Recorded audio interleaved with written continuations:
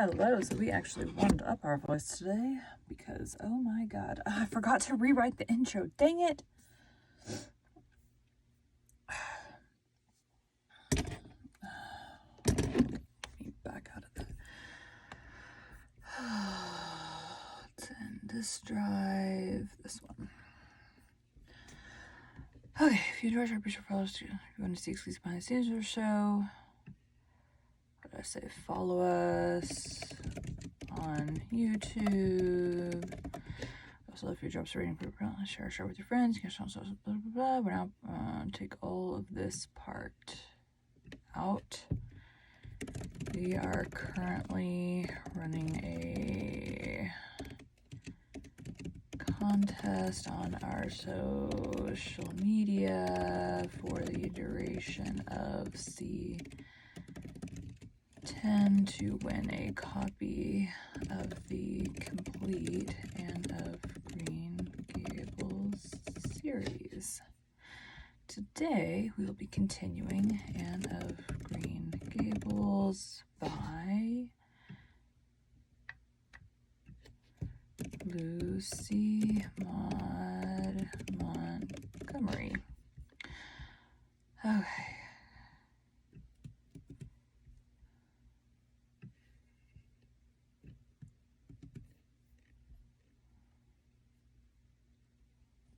Why do I have the part about the website in there?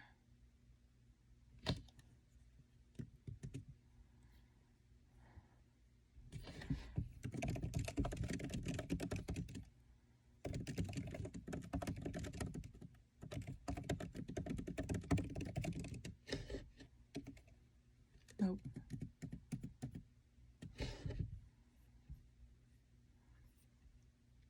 That's fine. Okay.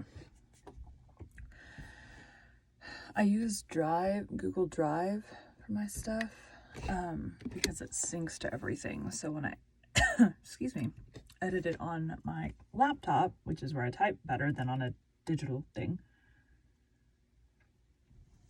I do have a keyboard for my iPad, but the keyboard, it's like one where the iPad snaps into the top part of the case, and it's too heavy for my stand thing. So I have to have a minimal, I don't know what it's called, like a light case, super light. All has like a flap that covers the front and the case that it snaps into. Anyways, welcome to Bite at a Time Books, where we read you your favorite classics one bite at a time. My name is Brie Carlisle, and I love to read and wanted to share my passion with listeners like you. If you enjoy our show, be sure to follow us so you get all the new episodes. If you want to see exclusive behind the scenes of our show, follow us on YouTube. We would also love for you to drop us a rating on your favorite podcast platform and share our show with your friends. You can catch us on all the social medias at Bite at a Time Books. We're currently running a contest on our social media for the duration of season 10 to win a complete copy of the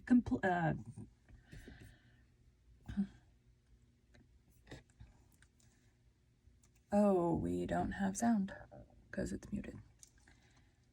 Books. We're currently running dang it. Books.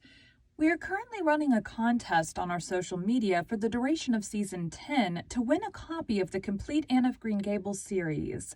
Today, we will be continuing Anne of Green Gables by Lucy Maud Montgomery.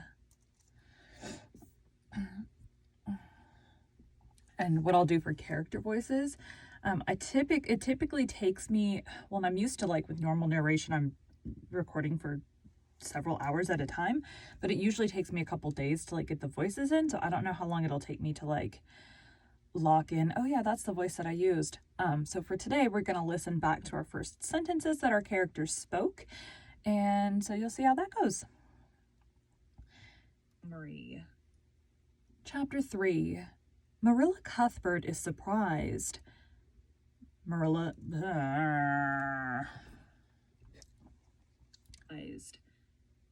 Marilla came briskly forward as Matthew opened the door, but when her eyes fell on the odd little figure in the stiff, ugly dress, with the long braids of red hair and the eager, luminous eyes, she stopped short in amazement. I need to know. I don't have the characters open. Let's see. Marilla, Matthew, and Anne. Good evening, Rachel, said Marilla. Good evening, Rachel. I'm not expecting a girl. I suppose you are Mr. Matthew Cuthbert? Okay. Amazement. Matthew Cuthbert? Who's that? She ejaculated. Where's the boy? There wasn't any boy, said Matthew wretchedly. There was only her. He nodded at the child, remembering that he had never even asked her name. No boy, but there must have been a boy, insisted Marilla. We sent word to Mrs. Spencer to bring a boy. Well, she didn't. She brought her. I asked the station master, and I had to bring her home. She couldn't be left there, no matter where the mistake had come in. Well, this is a pretty piece of business, ejaculated Marilla. During this dialogue, the child had remained silent, her eyes roving from one to the other, all the animation fading out of her face. Suddenly she seemed to grasp the full meaning of what had been said. Dropping her precious carpet bag, she sprang forward a step and clasped her hands. You don't want me, she cried. You don't want me because I'm not a boy. I might have expected it. Nobody ever did want me. I might have known it was all too beautiful to last. I might have known nobody really did want me. Oh, what shall I do? I'm going to burst into tears. Burst into tears she did, sitting down on a chair by the table, flinging her arms out upon it and burying her face in them. She proceeded to cry stormily. Marilla and Matthew looked at each other deprecatingly across the stove. Neither of them knew what to say or do. Finally, Marilla stepped lamely into the breach. Well, there's no need to cry about. Am I using the right voice? I feel like this is usually the way this goes. Good evening, Rachel. Usually the way that it goes. Maybe I'm not using the right voice. Listen again. Breach. Well, there's no need to cry so about it. Yes, there is need. The child raised her head quickly, revealing a tear-stained face and trembling lips. You would cry too if you were an orphan and had come to a place you thought was going to be home and found out that they didn't want you because you weren't a boy. Oh, this is the most tragical thing that ever happened to me. Something like a reluctant smile, rather rusty from long disuse, mellowed Smile. To me. Something like a reluctant smile, rather rusty from long disused, disused? My gosh. To me. Something like a reluctant smile, rather rusty from long disuse, mellowed Marilla's grim expression. Well, don't cry anymore. We're not going to turn you out of doors tonight. You'll have to stay here until we investigate this affair. What's your name? The child hesitated for a moment. Will you please call me Cordelia? She said eagerly. Call you Cordelia? Is that your name? Your name? No, it's not exactly my name, but I would love to be called Cordelia. It's such a perfectly elegant name. I don't know what on earth you mean. If Cordelia isn't your name, what is? Anne Shirley, reluctantly faltered forth the owner of that name. But oh, please do call me Cordelia. It can't matter much to you what you call me if I'm only...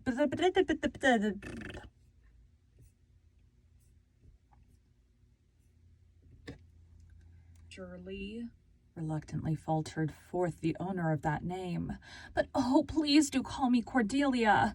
It can't matter much to you what you call me if I'm on... Same spot. Grr.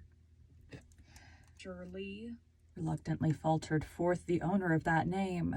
But oh, please do call me Cordelia. It can't matter much to you what you call me if I'm only going to be here a little while, can it? And Anne is such an unromantic name. Unromantic? Fiddlesticks, said the unsympathetic Marilla.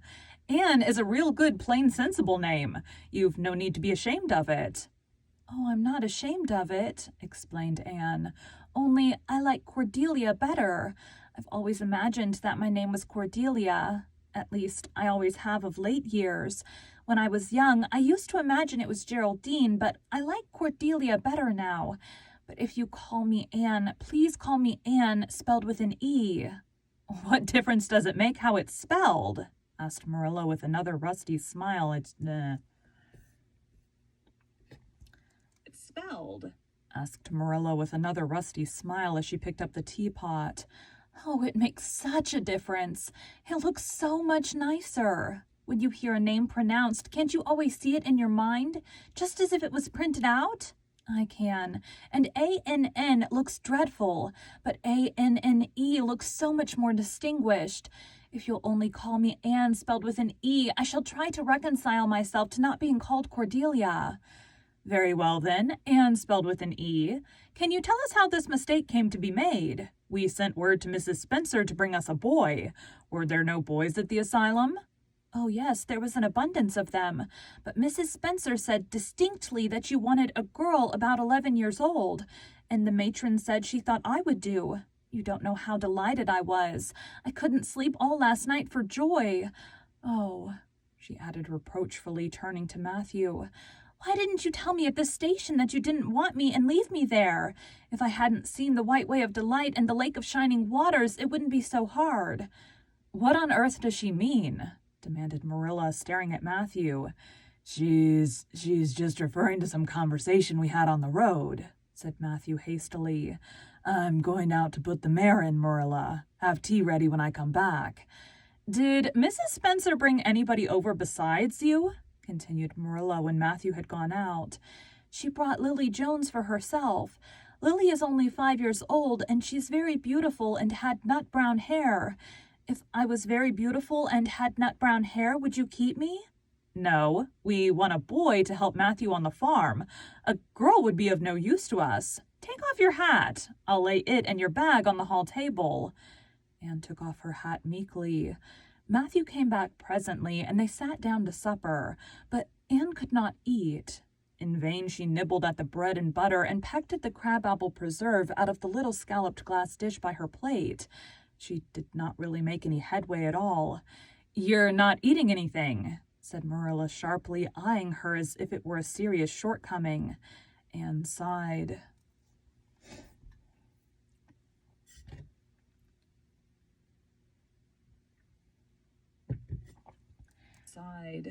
I can't. I'm in the depths of despair. Can you eat when you are in the depths of despair? I've never been in the depths of despair, so I can't say, responded Marilla.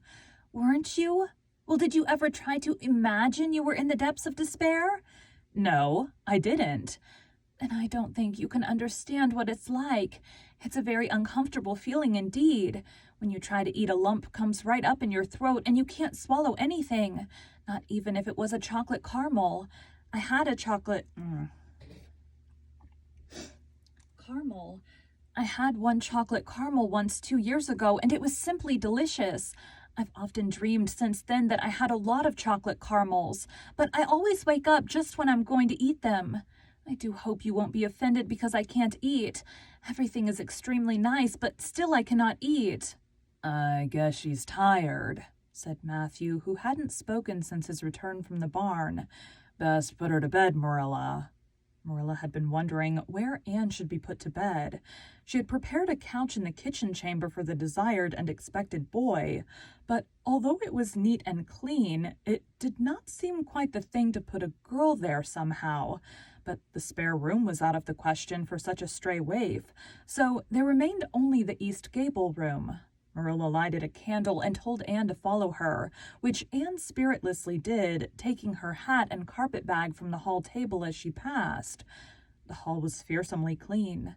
The little gabled chamber in which she presently found herself seemed still cleaner. Marilla set the candle on a three-legged, three-cornered table and turned down the bedclothes. I suppose you have a nightgown? She questioned. Anne nodded. Yes, I have 2.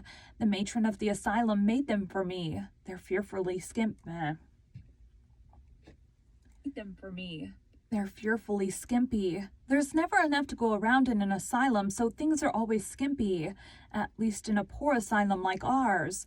I hate skimpy night dresses, but one can dream just as well in them as in lovely trailing ones with frills around the neck. That's one consolation. Well, undress as quick as you can and go to bed. I'll come back in a few minutes for the candle. I daren't trust you to put it out yourself. You'd likely set the place on fire. Goodness, rude. On fire. When Marilla had gone, Anne looked around her wistfully. The whitewashed walls were so painfully bare and staring that she thought they must ache over their own bareness. The floor was bare, too, except for a round braided mat in the middle such as Anne had never seen before. In one corner was the bed, a high old-fashioned one with 4 dark low-turned posts. In the other corner was the aforesaid 3-corner table adorned with a fat red velvet pincushion, hard enough to turn the point of the most adventurous pin. Above it hung a little 6-by-8 mirror. Midway between table and bed was the window, with an icy white muslin frill over it, and opposite it was the washstand. The whole apartment was of a rigidity not to be described in words, but which sent a shiver to the very marrow of Anne's bones. With a sob, she hastily discarded her garments, put on the skimpy nightgown, and sprang into bed, where she burrowed face downward into the pillow and pulled the clothes over her head. When Marilla came up for the light, various skimpy articles of raiment scattered most untidily over the floor, and a certain tempestuous appearance of the bed were the only indications of any presence save her own. She deliberately picked up Anne's clothes, placed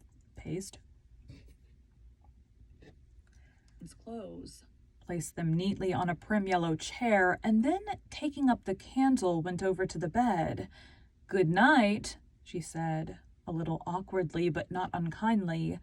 Anne's white face and big eyes appeared over the bedclothes with a startling suddenness. "How can you call it a good night when you know it must be the very worst night I've ever had?" she said reproachfully. Then she dived down into invisibility again. Marilla went slowly down to the kitchen and proceeded to wash the supper dishes. Matthew was smoking, a sure sign of perturbation of mind. He seldom smoked, for Marilla set her face against it as a filthy habit, but at certain times and seasons he felt driven to it, and then Marilla winked at the practice, realizing that a mere man must have some vent for his emotions. "Well, this is a pretty kettle of fish," she said wrathfully. "This is what comes of sending word instead of going ourselves. Richard Spencer's folks have twisted that message somehow. One of us will have to drive over and see Mrs. Spencer tomorrow. That's certain. This girl will have to be sent back to the asylum." "Yes, I suppose so," said Matthew reluctantly. "You suppose so? Don't you know it?" "Well, now, she is a real nice little thing, Marilla. It's kind of a pity to send her back when she's so set on staying here." "Matthew Cuthbert, you don't mean to say you think we ought to keep her?" Marilla's astonishment could not have been greater if Matthew had expressed a predilection for standing on his head. "Well, now, no, I suppose not. Not exactly," stammered Matthew, uncomfortably driven into a corner for his precise meaning. "I suppose we could hardly be expected to keep her." "I should say not. What good would she be to us?" "We might be some good to her," said Matthew, suddenly and unexpectedly. "Matthew Cuthbert, I believe that child has bewitched you. I can see as plain that you want to keep her." "Well, now, she's a real interesting little thing," persisted Matthew. "You should have heard her talk coming from the station." "Oh, she can talk fast enough. I saw that at once. It's nothing in her favor, either. I don't like children who have so much to say. I don't want an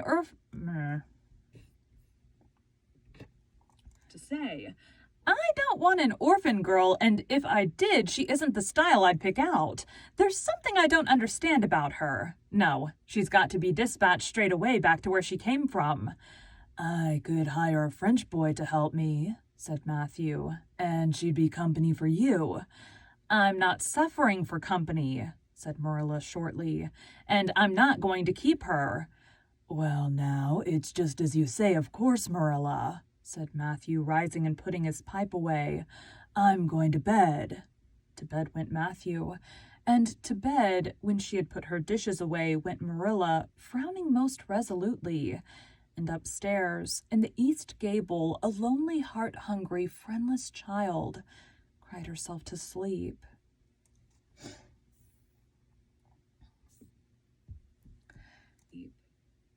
Thank you for joining Bite at a Time Books today, while we read a bite of one of your favorite classics.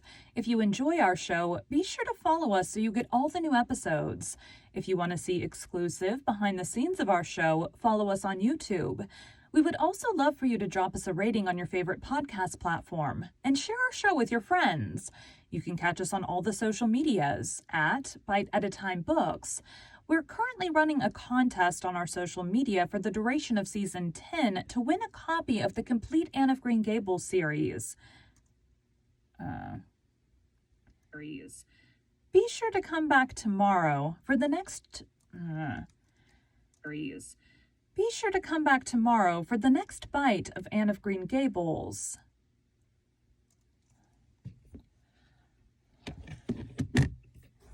Listen to that last part. Be sure to come back tomorrow for the next...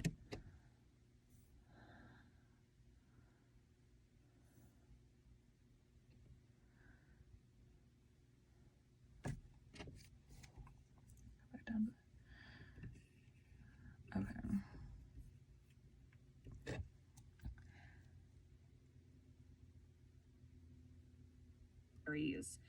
Again, my name is Bree Carlisle, and I hope you come back tomorrow for the next bite of Anne of Green Gables. I'm not sure if that was a second. Close enough. Okay. Back to the beginning. Save. Edit. I'm missing. Hold on. Let me go back. I got to the end, and it's... Today we'll be continuing. It should be this. Copy.